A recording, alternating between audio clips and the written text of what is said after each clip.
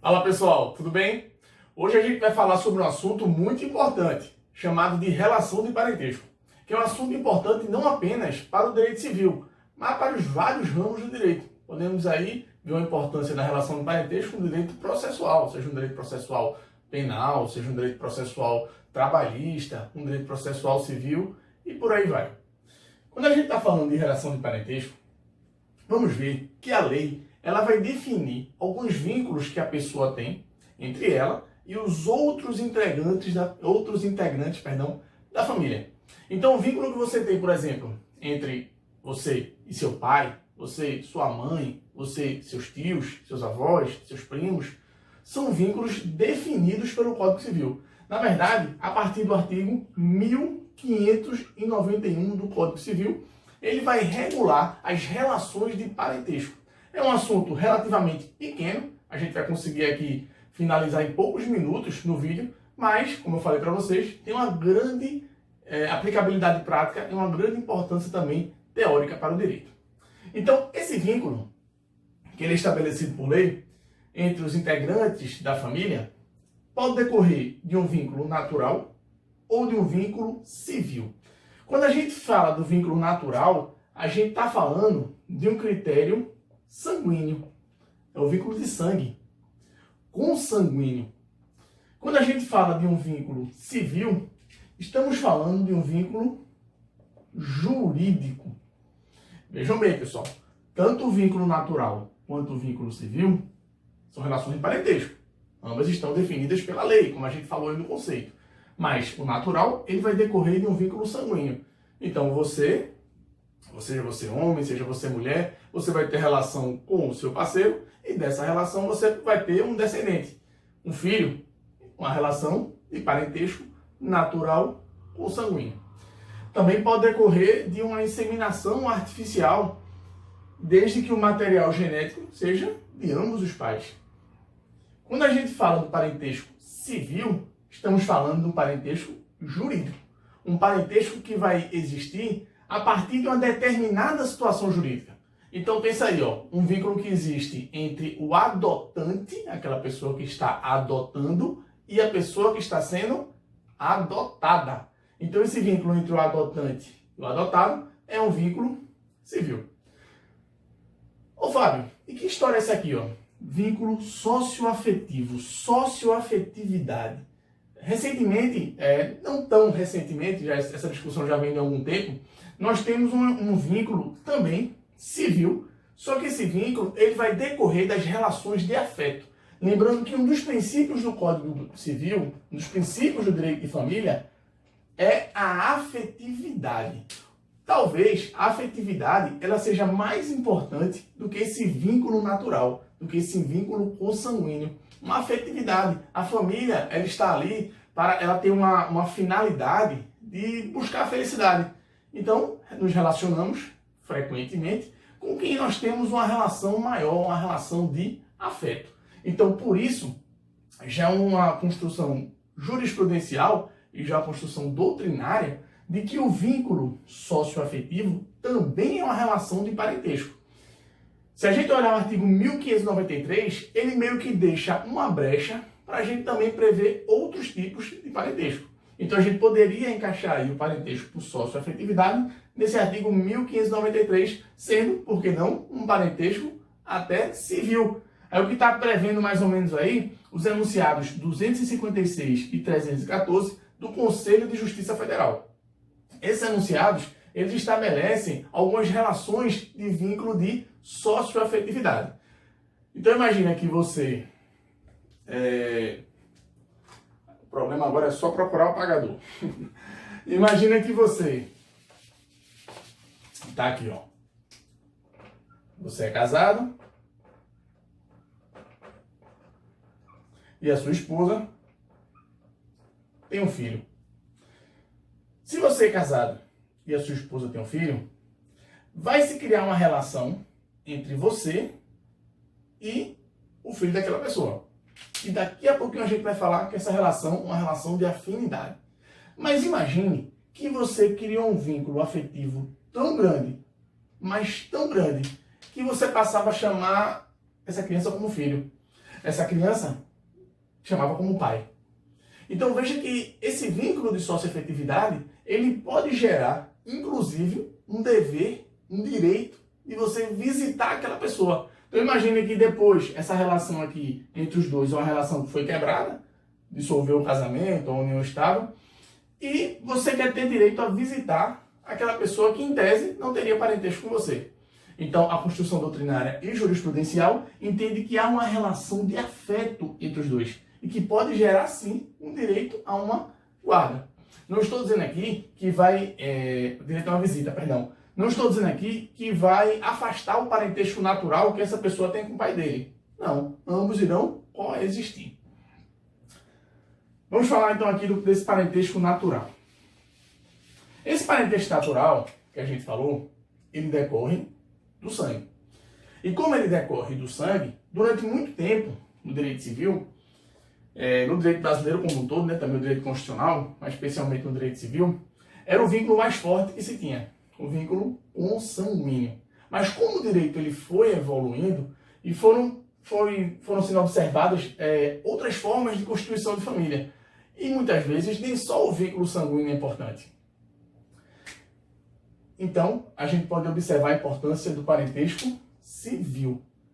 O parentesco civil ele pode decorrer de várias situações. Falamos aí, a situação da adoção. Temos também uma situação interessante quando há uma inseminação artificial, mas essa inseminação artificial, ela tem um material genético de um terceiro. Então imagine que um casal, um dos dois ou ambos, não possam ter filhos. Então se faz uma inseminação artificial e aquele filho que vai ser gerado não é um filho de sangue. Então imagine aqui, aqui está o homem, aqui está a mulher, e o homem ele é incapaz de gerar. Isso se chama de uma impotência, chamada impotência generande, quando a pessoa é incapaz de gerar filhos. Já adiantando, isso não leva a uma possível anulação do casamento, tá? Pois bem, essa pessoa, que ele é incapaz de gerar filhos, eles conversam e decidem que vão a um banco de sêmen. E eles vão colher o material genético de outra pessoa, vão fazer a fertilização e supondo que a mulher teve um filho. Vejam bem, o DNA dessa pessoa, da criança, é diferente do pai. Porque, na verdade, foi o material genético de outra pessoa.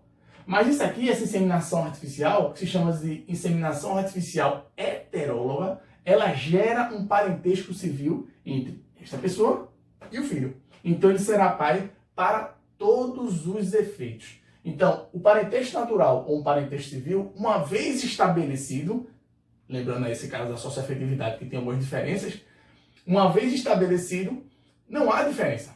Então, o parentesco da adoção, o parentesco da inseminação artificial, um parentesco dessa afetividade, que a gente vai chamar de uma posse de filiação. Então, são todos parentescos civis. Um parentesco civil, que a gente pode falar, e ele vai ter repercussão jurídica, é o parentesco que se refere à afinidade, também prevista no Código Civil. Esse parentesco por afinidade, ele vai surgir a partir do momento que você constitui uma união estável com outra pessoa ou um casamento com outra pessoa. Então imagine aqui, aqui está fulana, aqui está cicrano. A partir do momento que fulana constituir uma união estável, que fulana casar com cicrano, os parentes dele, tá aqui, vamos supor que aqui são os pais dele, também serão parentes dela. E a gente chama isso de parentesco por afinidade. Ah, Fábio, então quer dizer que toda a família dele vai ser família dela? Não. O parentesco por afinidade, ele vai ser limitado aos ascendentes, que daqui a pouco a gente vai explicar como é essa história, os descendentes e ao irmão. Então, o que a gente chama de cunhado, sogro, sogra, cunhado, cunhado, sogro, sogra e enteado, enteada. Subindo para a linha ascendente, descendo para a linha descendente. E na linha colateral, que a gente vai explicar o que é isso aí, a gente vai limitar ao cunhado. O parentesco por afinidade não gera obrigação alimentar, o parentesco por afinidade não gera obrigação sucessória, mas poderá gerar impedimentos para o casamento. Que daqui a pouquinho a gente também vai falar, porque agora a gente vai analisar como é essa relação de parentesco. Que história é essa de irmão? Que história é essa de avô, avó, pai? Então vamos dar uma olhadinha aqui como é que se estabelece uma linha de parentesco. Então aqui, ó. Vou botar aqui o nosso herói. Tá aqui Juninho.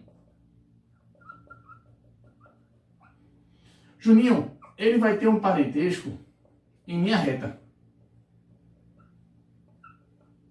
E esse parentesco em linha reta, ele pode ser ascendente ou ele pode ser descendente. Então tá aqui, ó. Aqui é o pai de Juninho, aqui é o avô. Aqui é o filho de Juninho e aqui é o neto de Juninho. E por aí vai, tá? Subindo e descendo. Então a gente vai ter que estabelecido um parentesco em linha reta, onde nós vamos ter ascendentes e nós teremos descendentes. E cada tracinho desse aqui, ó, a gente vai chamar de grau. Então aqui a gente tem um grau, aqui temos outro grau, um grau, outro grau. Então, para eu saber o meu vínculo de parentesco entre Juninho e o avô, eu vou contando os números até chegar lá, os graus até chegar lá. Então, ó, na linha reta, ascendente, eu vou ter aqui, ó, primeiro grau, segundo grau. Então, os nossos avós são os nossos parentes de segundo grau. Na linha reta, ascendente. Então, nossos ascendentes, se estou falando em ascendente, estou falando aqui já nessa linha reta, os nossos ascendentes de segundo grau são os nossos avós. Mas eu quero saber qual é o descendente de primeiro grau de Juninho. Ó, galera, aqui está Juninho, desceu um grau, é o filho. Então, parente de primeiro grau de Juninho na linha reta descendente é o filho. Descendo mais, os netos. E por aí vai, pessoal. Então, a gente vai ver que na linha reta, esse parentesco aqui, ele não tem limite. Eu gosto de falar brincando assim. Tá, por que não tem limite? Porque o tempo vai matando o povo. Imagina aqui, ó. Poucas pessoas têm tataravós. Algumas bisavós, algumas avós. Então, assim, o tempo, ele meio que vai matando o povo. Então, o parentesco em linha reta, ele é infinito. Mas ao lado do parentesco de linha reta, literalmente ao lado, nós vamos ter o parentesco na linha colateral. Então tá aqui, ó, o irmão de Juninho. Vejam, o irmão de Juninho, ele é parente. Só que ele não está na linha reta. Ele está na linha do lado, está na linha colateral. Então a gente, para chegar lá no irmão de Juninho, a gente vai ter que contar assim, ó. Não dá para eu pular daqui para cá. Tem que ter um caminho. Então, ó, Juninho, vou para o pai, que é o ascendente em comum que ele tem com o irmão. Pensa aí, ó. Para eu chegar no meu irmão, eu tenho que chegar no ponto em comum. Então, eu vou ter que ir para os meus pais. Só que eu vou contar os graus. 1 grau, 2 graus. Então, o nosso irmão, pessoal, é o nosso parente colateral de segundo grau. Já vai logo pensando aí. Peraí, Fábio. Segundo grau? E aquela história de primo de segundo grau? Pessoal, para eu chegar no primo, eu vou ter que chegar aqui, ó. No tio. O tio. O tio de Juninho é irmão do meu pai. Então, para eu chegar no tio, eu vou ter que contar aqui os graus. 1, 2, 3. O tio é meu parente de terceiro grau. Mas espera aí, Fábio, eu quero saber do primo. O meu primo é filho do meu tio. Então, vamos lá para chegar no primo. 1, 2, 3, 4 graus. Então, o nosso primo, o primo, é o nosso parente colateral de quarto grau. Ô, Fábio, e aquela história de primo de segundo grau? O primo de segundo grau é o filho do primo. Galera, Para chegar nesse cara aqui, eu teria que contar 5 graus. 1, 2, 3, 4, 5. E o Código Civil, para fins sucessórios, considera que o parentesco ele vai até o 4º grau. Pessoal, não estou dizendo que ele não é sua família, porque a família está calcada, está baseada no princípio da afetividade. Então, aquele primo de 2º grau que participa das festas familiares, que tem amizade com sua família, é sua família sim. Mas para fins sucessórios, o vínculo familiar, a relação de parentesco, vai até o 4º grau. O primo é o seu parente de 4º grau. O tio, 3º grau. E o sobrinho, 3º grau também, ó. 1, 2, 3. Então, pessoal, essa é a nossa relação de parentesco. Aí daqui já dá pra gente brincar um pouquinho. Pensa aí, ó. Disse para vocês que para fins sucessórios, o parentesco vai até o 4º grau. Então, se Juninho morrer e ele não tiver nenhum parente, só o primo recebe. Agora, Fábio, Juninho não tem nenhum parente, ele só tem o filho do primo. Recebe? Não. Porque para fins sucessórios, o parentesco vai até o 4º grau. Ô Fábio, eu posso me casar com algum parente meu? Posso me casar com algum primo, com uma prima? Sim, sem problemas. Porque o impedimento para o casamento, ele vai até o 3º grau. E olha, vou botar o 3º grau aqui com asterisco. Eu já fiz um post no Instagram, aproveitando para seguir aí o Instagram, @FábioLimaProf. Eu falei desse casamento, um possível casamento entre um sobrinho e um tio. Ó, 1, 2, 3. Acabei de dizer que não pode, né? Impedimento matrimonial 3º grau. Mas há sim uma possibilidade. Esse é o chamado casamento avuncular. Mas será objeto de outro vídeo mais para frente. Então veja bem, ó, para impedimento sucessório, 4º grau. Para impedimento de casamento, 3º grau. E para se pedir pensão alimentícia, para se pedir alimentos, vai até o 2º grau. Então olha aí, ó. O Juninho, em tese, poderia pedir alimentos para o seu irmão, porque o irmão é o nosso parente colateral de 2º grau. Lembrando, né? Todos esses graus que eu estou falando aqui são graus colaterais, porque em linha reta não há qualquer tipo de impedimento. E o parentesco por afinidade? Também tem essa história de 1º grau, 2º grau? Também tem. Mas lembrando, o parentesco por afinidade, ele está limitado aos ascendentes, descendentes e ao irmão, que é o colateral de 2º grau.